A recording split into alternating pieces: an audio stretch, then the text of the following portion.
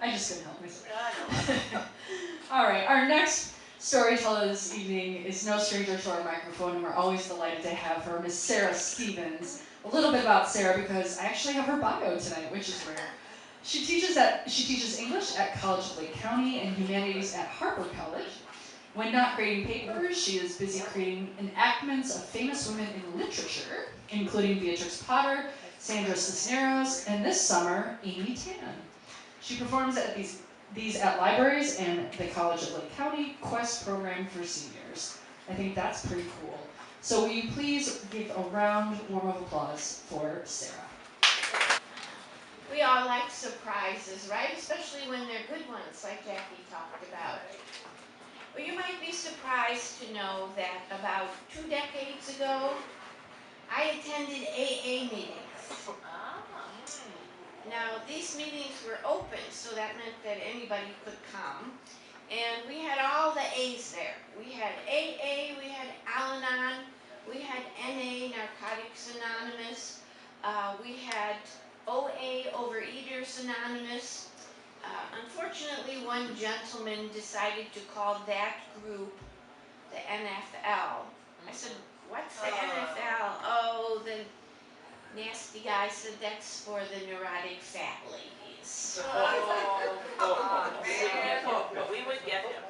Yeah, so some people don't get recovery quite as well Yes. as others. Yes.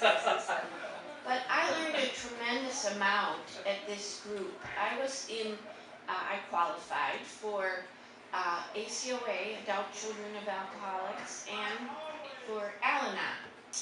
And I learned a lot from these various groups as well. And I made a lot of friends. One of those friends was named Sue. And Sue and I were really quite a lot alike. We had maybe a 10-year age difference. But we both like to talk about fashion and makeup, and we like to go dancing, and we were both divorced. We were both working on our education. Sue was a emergency room nurse, and she was looking to finish her PhD. I was finishing up my BA. So we would talk about our classes and how to survive as a single woman.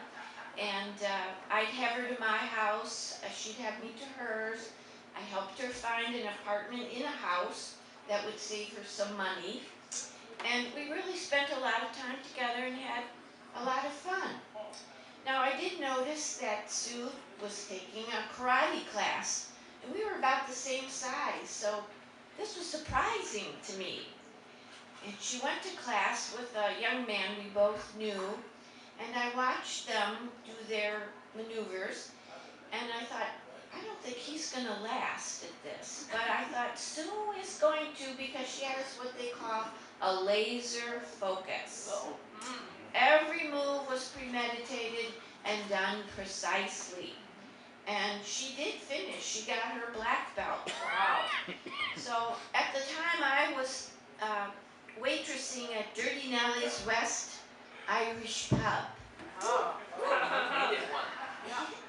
In Palatine, and Sue would come in and I would tell everybody she has a black belt. I was really bragging about her until she told me, stop saying that because people will challenge me and I really don't want to fight anyone unless I have to. So she went ahead and did her black belt thing and I kept my mouth quiet. And then one day she really surprised me. She joined AA. And I said, Sue, are you sure you got that right? I've never seen you drunk, ever. And she just kind of smiled and she said, well, I like to drink at night when nobody's around. And I trusted her judgment, but I still kept asking her, are you sure about this? Doesn't seem right. And finally she looked me straight in the eye. She said, you do know it runs in families, right? And I said, yes. And I, of course, knew that because I'd been in Al-Anon for many years by then.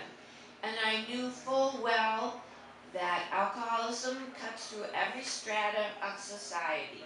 Rich and poor, urban and rural, young and old, every single segment of society is subject to alcoholism. And I knew that her father had it, my dad did too later in life. And so that kind of sobered me up, so to speak. And I also realized something that contributed to my gratitude a whole lot. I wrote a poem for Sue. We kind of lost touch. She moved back to Boston, her hometown, and she did contact me a couple of times, told me she made amends with her dad. I was very happy to hear that. And then we kind of drifted apart. I heard that she was married, and I'm looking for her again because I want to share this poem that she inspired. So I'll read this to you. Sue at the AA dance. Your silver eyelids shining bright, your gown the prettiest of the night. With wavy hair cascading down your back, there's nothing girlish that you lack. We're pals, both in Al-Anon, now you're in AA. I said, Sue, are you sure? No way. You're just like me, back in school, interested in fashion. Are you certain that alcohol has become your all-consuming passion? Yes, it runs in families, she said. Not so surprising that I should have it too. I've never seen you drunk ever. How do you know it's true? I like my wine at night, she said. I drink every evening when no one can see. But you can't be alcoholic, Sue. Come on, you're just like me. Illumination time. It's truly a disease, a disorder, I prefer to call it, and only by the grace of God am I not also an alcoholic. Thank you.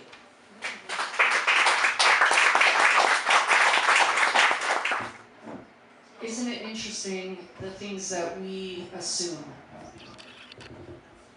Or the things we take for granted? That we think that everyone is just like us or should be just like us. That we don't have skeletons or demons.